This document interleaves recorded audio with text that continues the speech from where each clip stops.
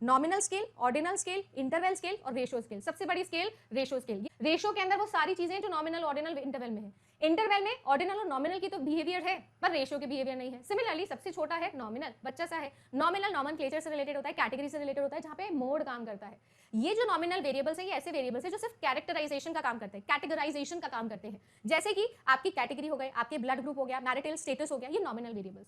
ये ordinal variables जो है वो ऑर्डरिंग की बात करते हैं, रैंकिंग की बात करते हैं। जैसे मूवी की rating, degree of heat, temperature बताया था, हैप्पीनेस लेवल, ये सारे के सारे ऑर्डिनल हैं।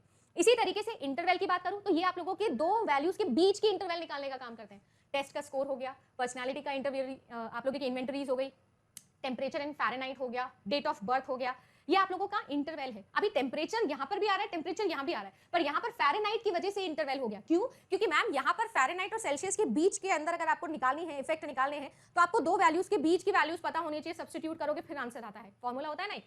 फिर इसी तरीके से आते हैं रेशियो वेरिएबल। ये ऐसे कंटिन्यूअस वेरिएबल है जिनके पास में सभी के सभी पावर है, सारे अरिथमेटिक ऑपरेशन लगा सकते हो, ट्रू जीरो पॉइंट भी इनके पास में होता है। जैसे हाइट, वेट, टेम्परेचर जो कि केल्विन में निकालोगे, डिस्टेंस, तमाम चीजें आपकी किसमें आती है, रेशियो वेरिएबल में।